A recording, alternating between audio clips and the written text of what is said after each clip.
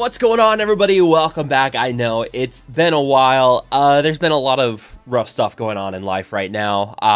You know, I've already talked about I have a family member pass away from cancer, and then my dog's health recently kind of fell off a cliff. We had to put her down, and with all the frustrations going with Marvel Strike Force, I just kind of needed a break, you know?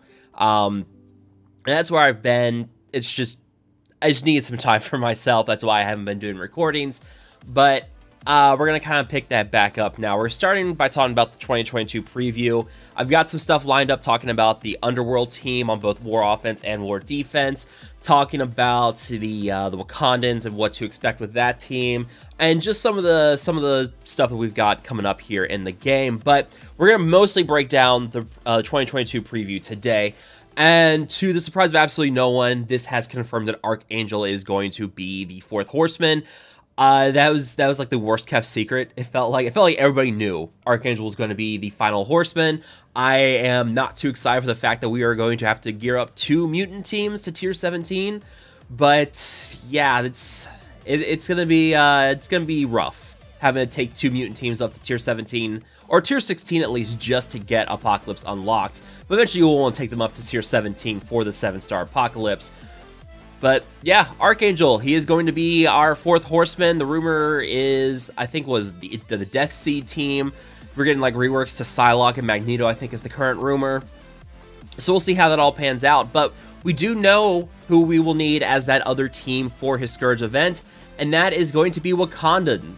And we already have Bionic Avenger, and honestly, I think Bionic Avenger is going to probably be just fine on their own inside the Death Scourge event. We'll see how it pans out, but Bionic Avengers are very good. They are a raid team, so everybody's got them built up. Raid being pretty much the most important game mode inside of Marvel Strike Force right now. And yeah, so I think most people are going to have Bionic Avengers built up to a point where you're going to be fine with just that team. Now, it's not to say Wakandans are necessarily bad, but if you're not playing Cosmic Crucible, you're not really gearing up your Wakandans. And we are getting some new Wakandans at least, so that's nice to have, but yeah, I think Wakanda is going to be kind of like a secondary team for most people with the Death Scourge event. And we are getting new characters. They did say that as well. We are getting both Nakia and Black Panther 1mm. So we are getting some new Wakandans here at least. We don't know what their kits are going to be yet. We don't know the kit of Archangel yet either. We'll be getting those in future blog posts. We may even get something today. We'll see how that pans out because our new patch is coming here soon. So we will be able to get, we will probably see a kit released in today's blog post. We'll see how that all pans out. But yeah, not bad character models. Looks pretty good. Cosmic Crucible, we are getting some improvements to this, and one that I absolutely love.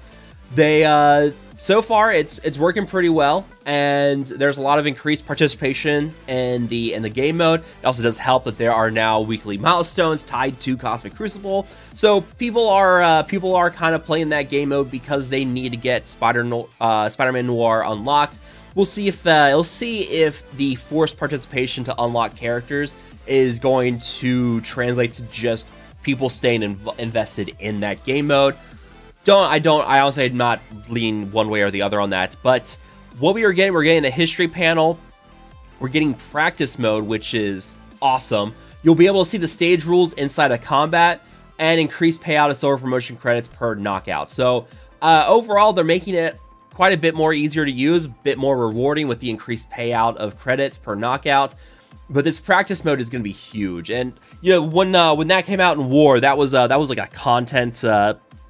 It was a huge thing with content where, you know, you could go practice, make videos on it, show how teams do without having to do a battle once a war. Now you can use practice mode, and this will now work as well with Crucible, so that you can hopefully set your teams and then practice against them. I'm hoping it's not like you practice against the opponent inside of Cosmic Crucible, because that would just be stupid.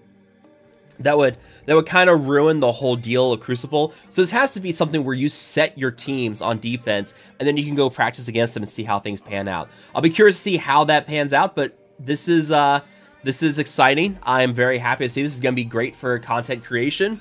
And then we get some new costumes. This is Namor here. This is tied to the Black Panther Wakanda Forever movie. That is basically Namor inside the movie. This is... I'm assuming this is our regular Iron Man. We do have a zombie Iron Man. I do have to talk about the Undying team because there's some nice synergies with that team, and I'm excited to see how that team pans out in War 2. It's hard to really call it a team when it's just 2 characters, but I'm assuming this is our regular Iron Man. Yeah, I mean, nothing on it screams zombie Iron Man, but yeah, some new costumes, which I don't care one way or the other on costumes. I know people love costumes. People don't really care for costumes. If I get the costume, cool, but if I don't, it's not a big deal. We are looking to also get improvements in game modes, and this is really interesting. This is part of our whole issue with farmability. They're using this new campaign, this hard campaign difficulty will be helping to solve some of our character farmability issues. And I think that's been kind of a problem, is that we're getting so many new characters each patch. They're not making enough characters farmable, but also they don't have quite enough places to put new characters. That's kind of at the same time, they have all these stores and everything, but it would be kind of overwhelming if every month we had a new character in each store, I guess. I don't know. But finally, we'll be getting Eternals farmable in a way. But this is going to be pretty much a new hard mode for campaigns, which will introduce first chapters in both heroes and villains.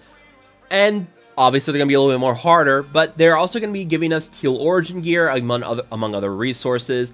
But also that there will be new farmable characters in there, including Wong and Cersei. Now, Cersei and Icarus are both inside of the log in here, grab these.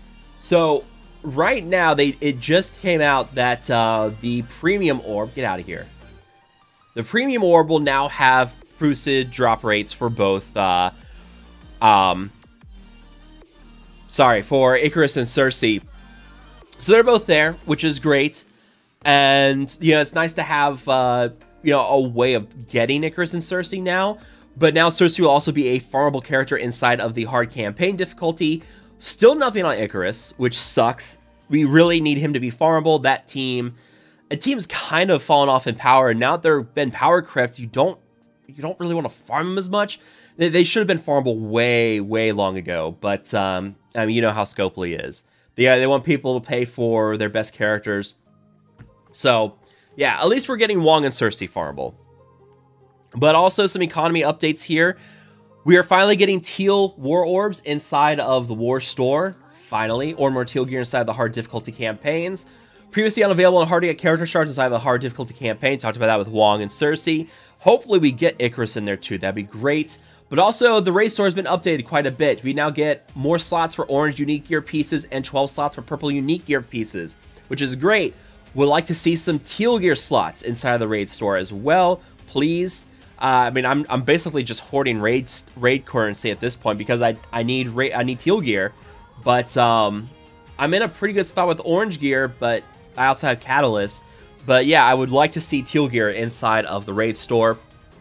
And then quality of life improvements. Here we go. Here's some nice stuff. Remember the combat speed settings across game modes. For example, if you set 3x in your arena, that would now be active in Blitz as well. Nice little quality of life improvement. Save squads for war practice mode.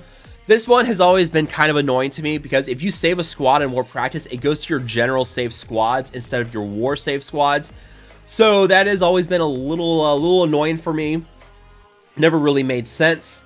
In challenges, complete all available auto wins in that challenge with one button. A nice little, it saves like a couple seconds off of challenges. It's not necessarily a big deal in the grand scheme of how much time it saves, but it's nice to see. New retreat options in raids, which, oh man, how long have we been asking for this? Retreat ends a raid match without battle progress, no energy lost, and the lose battle option, which ends with progress preserved. This is pretty much just like Blitz, where you can retreat from a Blitz battle. You don't lose your Blitz multiplier, but that team is now on cooldown. But now if you retreat from the raid, it ends without battle progress and no energy loss, meaning that you basically get to reset the node, you save your energy, and you get to go in again, which is great. Because when you have like those nodes that are like super RNG, or you're fighting like the Web Warriors in that first node, the Bio node, and the Ghost Spider is just wrecking your Web Warriors team. Now you can retreat and try again and hope for better RNG. This is great to see. Better late than never, I guess. Because, man, it feels like we've been asking for this for a long time, especially since this has been a thing in Blitz for so long now. But now emoji support in chat, I guess. I really don't care about that one, mostly because of this retreat option for raids. This has me very excited. I can't wait to finally not want to throw my phone every time there's a bad match in raids, because I can just retreat and fix it. So MarvelStrikeForce.com and MSF.GG's changes. We'll be able to sync our roster and alliance and have alliance recruitment tools, which is all nice. Yeah, and this is a decent preview. It's a little weird that we're getting this with like 2 months left in 2022. But I have to assume this is all coming this year then, if this is just a 2022 preview. So let me know what you guys think down below. What do you guys think? What are you guys most excited for in the 2022 preview? What do you guys wish was here? What do you were you not excited about? Let me know down below in the comment section. As always, if you guys have enjoyed this video, make sure to hit that like button, share, and subscribe. Thank you guys so much for watching. I will see you guys next time.